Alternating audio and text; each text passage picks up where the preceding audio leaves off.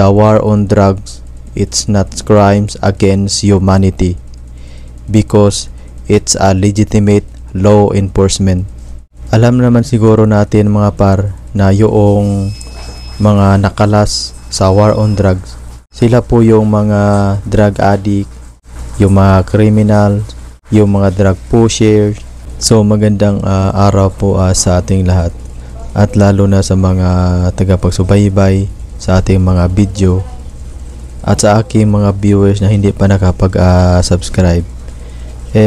Paki-subscribe naman mga par para palagi po kayong updated sa mga video reaction natin. So ngayon mga par, nakakalungkot isipin na yung minamahal natin na dating Pangulo na si Pangulong Duterte, kasi mga par nag-iba na ang isip ni Duterte mga par. According po ito sa kaniyang mga abogado, kasi sinasabi ng kaniyang mga abogado hindi na bumalik yung pag-iisip ni Duterte mga par. Normal lang po yun siguro mga par, kasi si Duterte ay may nasa tamang edad na po. Normal lang po yun na parang sa ganyang mga edad parang bumabalik sa pagkabata yung pag-iisip. Kaya yung mga abogado ni Duterte nag-file ng motion doon sa ICC upang hindi na lang ituloy ang kaniyang mga kaso, kasi wala nang kakayahan si Pangulong Duterte na harapin ang kaniyang mga kaso. Kung may nagagalit man kay ni Duterte, pero mas marami po ang nagmamahal kay Duterte mga par. Kung sakaling may mangyari man ni Duterte doon sa ICC mga par, sino kaya ang managot nito?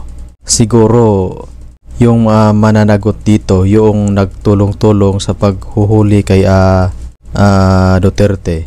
Mananagot ang administrasyong Marcos.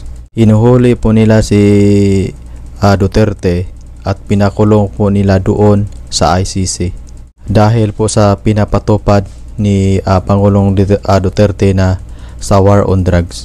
Alam nyo mga par, kung tutuusin natin, wala namang kasalanan si Duterte. Kasi mga par, yung war on drugs, bilong naman po siya sa law enforcement, because the war on drugs, it's not crimes against humanity because it's a legitimate law enforcement.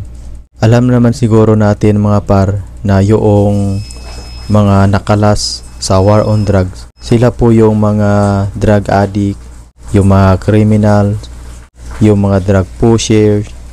Wala naman sigurong mangyari sa buhay natin kung mamumuhay lang tayo ng maayos. Sila po yung mga drug pushers na nanlaban, sila po yung mga drug addict na nanlaban sa mga autoridad.